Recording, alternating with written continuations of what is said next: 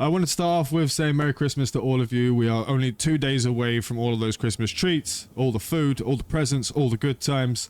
Just wanted to wish you and yours a very Merry Christmas. Hello and welcome back to Sovereign RPG. I am Sovereign. Today we are going for the T10 plus mapping build for the Cold Brotherhood monk that I've been working on since leveling.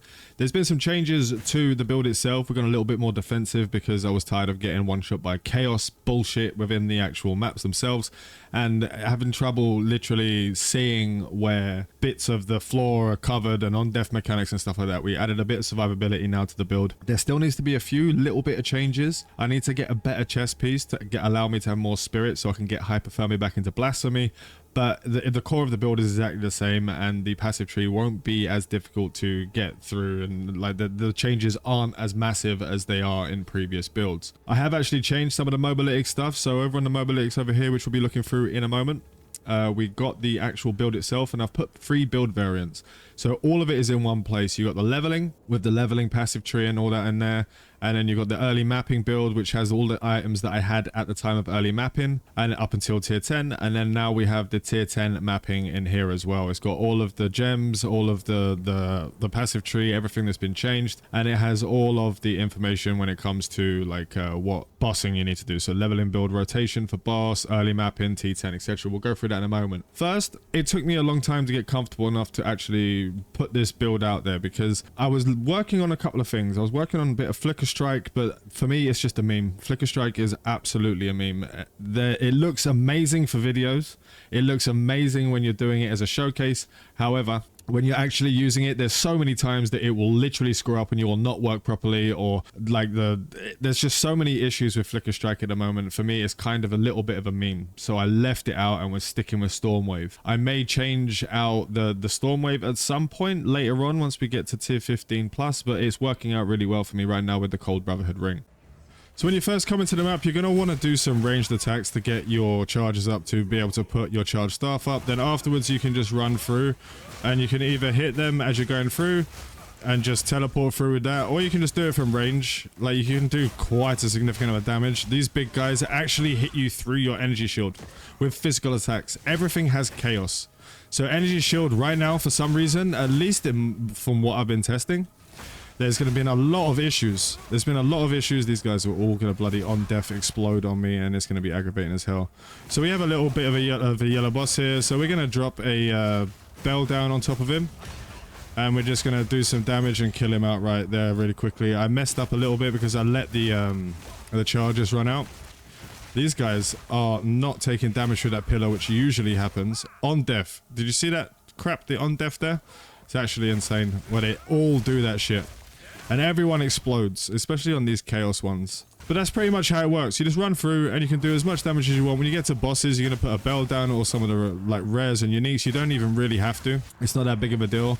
But you can actually just do this from range, and it's all about pretty much exploding everything you hit. So when they're frozen and you hit with the Herald of Ice, it actually makes them shatter and does loads of damage around them. So like if you get some of the guys that are harder to kill, for instance, there's this dude here that's just a rare. He's gonna fly in and do some madness, but we can just do that. You can kill him with much quicker with the Ice Strike. We just did it there with a couple of the Storm Waves. You can actually, these guys hurt a lot. I don't know why those guys, oh, he's gonna explode and we're gonna get blown up. There we go, get out of the way. I don't like on death mechanics in this game. It needs to be deleted. We need to get rid of it. We need to make a petition to get rid of it. It's absolute dog shit. I don't think it should be in there. Just remember to always have your charge staff up, and you can actually teleport around using your Ice Strike. These guys are going to do some melee hits.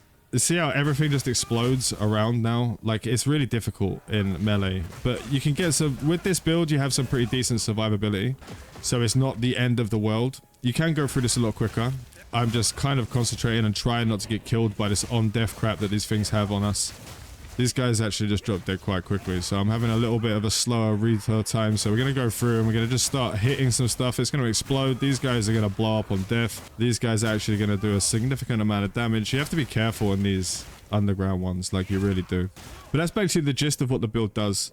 There's a switch here so we can get through this little side thing. There's one more boss. Let's go get this last boss over this side. It's going to take us a couple of minutes to get over there because we just happen to be on the other side of the map for the last remaining single unique on the map before we can complete it. So we're going to slowly trudge over there and get to it. So this is kind of annoying, to be honest. Like, there's a lot of things I love about this game, but this actually really winds me up when it does all this stuff. Let's just get rid of all these little guys. The boss is over there. He's over here, so we just do a couple of little taps, boom, bang a bell down, and he's gone. I always have to move out of the way of everything now. I have PTSD from things blowing up around me. We didn't get any map stones on this map, but that's pretty much it. That's running a tier 11 map with no issues. My gameplay, I'm a mid gamer, so like I make my builds to make me survive, and having to talk and constantly do stuff is actually really difficult. But let's get on to the next part. So we'll go through the actual build itself. Now what we have in the itemization, we'll just go through the itemization first. There is an explanation for all of what we do on this. There's the different videos for each of the stages of the Cold Invoker Monk, and what you're going to need and what is actually coming out of it. So in this is what I'm using currently in the itemization. So for your quarterstaff, you're going to be wanting to look for increased physical damage. You're going to want that at least 200% in the T10 plus zone. So 200% on the physical damage increased. You're going to be looking for increased elemental damage with attacks, which actually this is kind of a good staff for that. You can do added cold damage, added physical damage. What a big thing you're going to need on this is life per enemy killed and or mana per enemy killed. You can get this on the gloves as well, which I don't have on this right now, but it is something that you can get. You can get your mana per kill on the gloves itself. There's a couple of other pieces. All of these are all triple resistances. I got the chaos to 75, fire, cold, and lightning all to 75. You're going to be wanting to look for maximum life on every piece if you can, and 30 to 35% on the movement speed. Now you can get some maximum mana on here, but for the most part, you're going to be wanting to look for maximum life. We never really run out of mana as long as we're killing stuff. You can run out a little bit on the bosses, but then you just stick a potion on and it's not an issue. But the boss will die really quickly. It's a very high damage build, For the rings themselves, you're going to be wanting to look for there's some stats in there, resistances and increased damage. So you can get increased cold damage or you can get increased physical damage on some of the rings.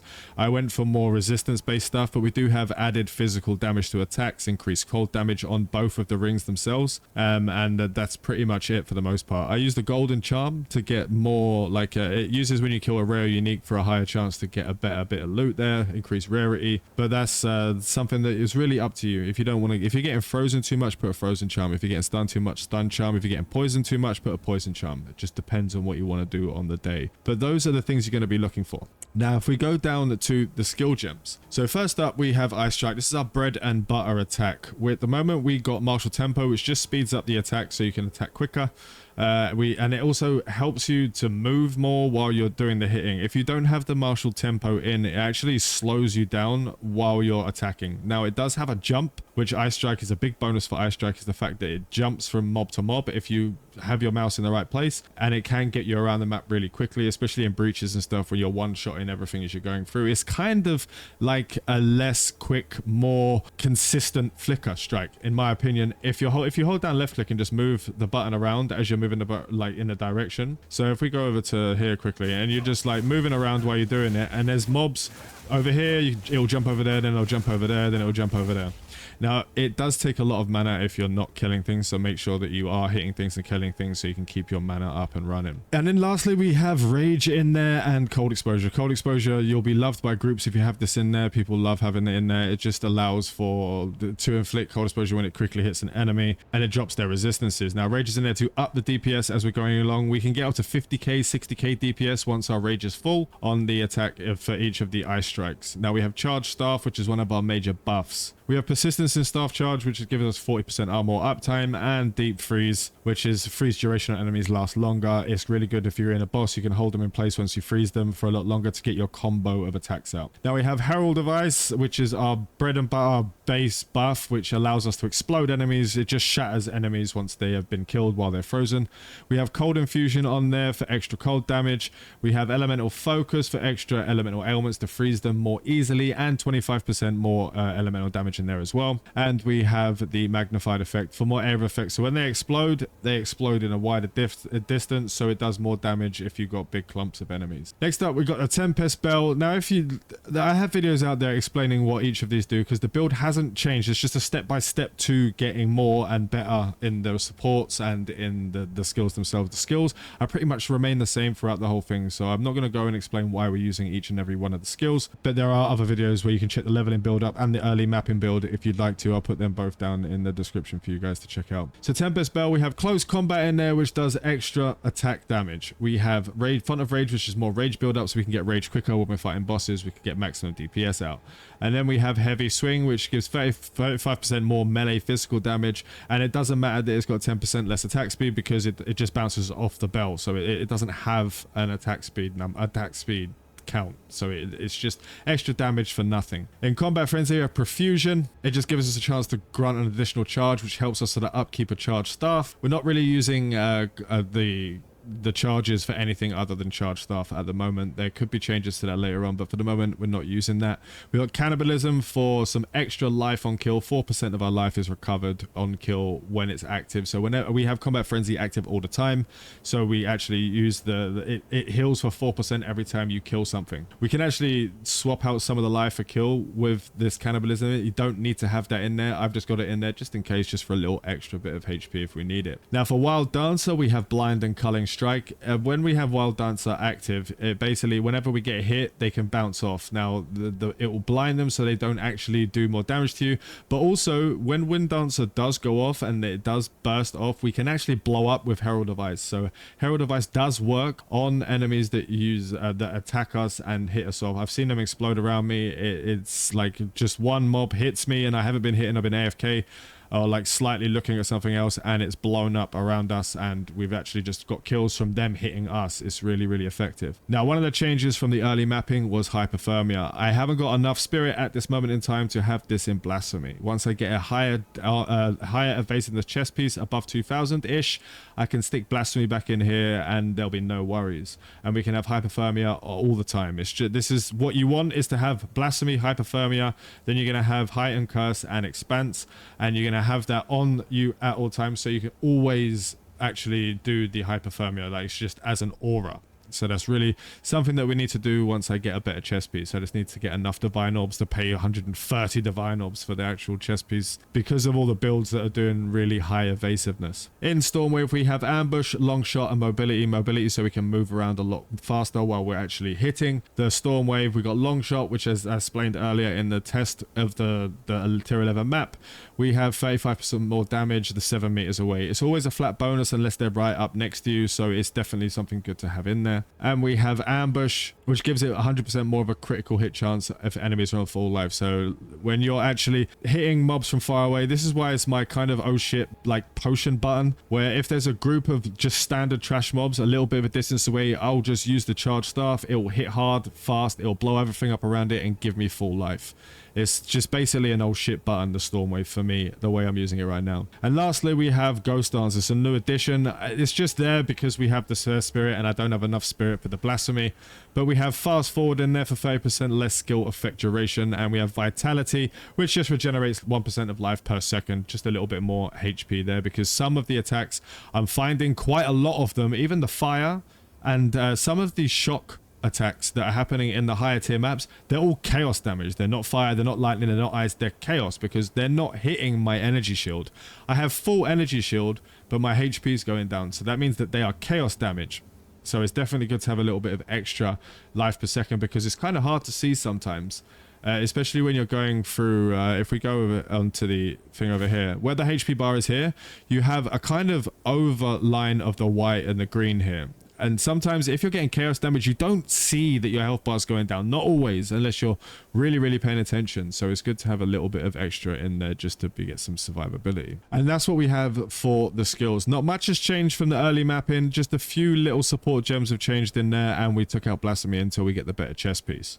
Nothing much else has changed there. Now for the passive tree, some things have changed here. We took out Unbound Avatar, and that's only for the moment until I get my 4th Ascendancy. I'll get Unbound Avatar back on once we have the 4th Ascendancy. I'm using Sunder my enemies right now because we're a critical build. We're a critical hit build, and we ignore non-negative elemental resistances. So we do a lot more damage. If they don't have, like some bosses will have minus 25%, like they have a lot of resistance to a certain thing. It won't work for them, but it does work for nearly everything else. Now this is an important thing for our survivability. Lead Me Through Grace is something that you have to have. If I didn't have to click this, I wouldn't click it. It's actually not great unless you have 2000 evasion or 500 energy shield on your chest piece. It's really, you can get more spirit out of the amulet chest and all of that sort of stuff, which I had before. And if I didn't have this on, I would actually be able to get the blasphemy in this exactly same build. But we're doing it for protect me from harm. Now, protect me from harm gives 40% less evasion rating, but it turns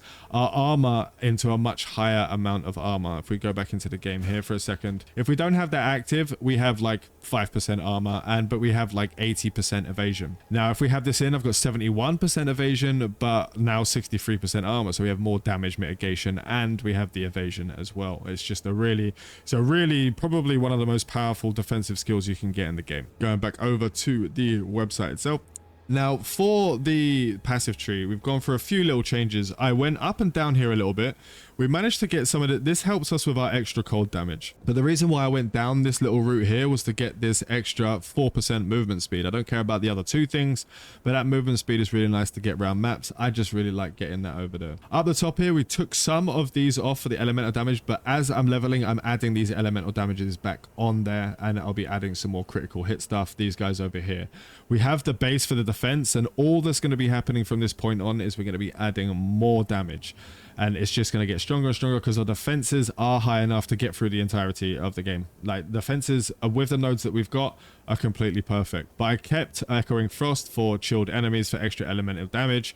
We kept the Deadly Force and for the Jugular. This ups our critical hit chance and critical damage bonuses. Resonance is the big one that we're going to be required to get power charges instead of the frenzy charges we get from our combat frenzy, which gives us frenzy charges, and we get the power charges from that to keep the uptime on our lightsaber. We've jumped up here to get Spectral Ward. This is a little bit of a change, which gives one maximum energy shield per 12 evasion rating because we have quite a high body armor. This will go up once we get the much higher. I've only got 900 on the evasion rating for the armor piece at the moment, so once I get a piece that's like 2200 to 2700, this is going to be much more important, but it does give you a little bit of edge to keep that energy shield up. But when you get to T10, T11, T12, T13, 14, 15, everything is pretty much bypassing energy shield for the most part because it's chaos, so it's kind of aggravating, but there is a few different things we can do later on that might be able to change that. We have kept the same down here for sharp sight, serrated edges for some increased damage, and we have some increased mana leech, but we don't have mana leech at the moment. I'll probably take this one off, but the thing is that I like the increased chance to inflict ailments against the rare and unique bosses. That's why I kept it on there for the moment, but the mana leech isn't something we're using right now. Now, we added these defensive. We added bestial skin and enhanced reflexes. This gives you 8% more dexterity, so because we're splitting between intel and dexterity quite a lot because we're using sorceress, witch, and our own abilities, we need dexterity and we need intelligence. So I'm sitting at about 170 on both. You can actually start to, when you get to about 170, you're going to start maxing out what you can get. That'll be tier 18 gems. So having the little bit of extra dexterity here is really good, and the 30% evasion rating. Now, for bestial skin, this is massive. It doubles the amount of evasion rating on your equipped body armor. This is massive when it goes in conjunction with having the protect me from harm. So your evasion rating actually ups your armor and it ups your damage mitigation. So it's good to have that one in there. We still kept over here for Coming Calamity, which gives us more cold damage, increased cold damage while affected by Herald of Ice. And it helps with the increased amount of damage that you're doing with your Heralds of Ice. That's one of the biggest parts. The most of the damage you do is from blowing up the enemies, so Herald of Ice is a really important one. And we got Heart Stopping for critical hit chance, and over here for the +10 strength and the critical damage bonus. We do want to grab these last two pieces over here. I'm not going to grab Struck Through. Don't see the actual point in it. +1 to critical hit chance. It's kind of a pointless skill from this point. Now, we still have Whirling Assault and we still have Martial Artistry. I did take a couple of these bad boys down here, but we will be filling those in as we get the levels. So when we do get the levels, we're going to fill in the rest of this elemental damage. We're going to fill in these critical hit nodes over here. And we're also going to fill in some of the critical hits here and these two pieces here. And that's what we're going to be focusing on going further from on this build. Now, this particular build itself, do not, it's no path to getting it here. You need to have at least this many points to progress past the tier 10 plus sort of area. So you're going to have those defensive, you're going to have those things. So it's not like which one should I go for first. There isn't that. I have the early mapping build that you can go and check out and use. You can use that. There's no path to build on this build itself. This is for Endgame. So you're going to be 82 plus, level 82 plus, to be able to get those most and as much as you can out of it with high gear, high resistances, and all that sort of thing. So don't ask what you should go for first.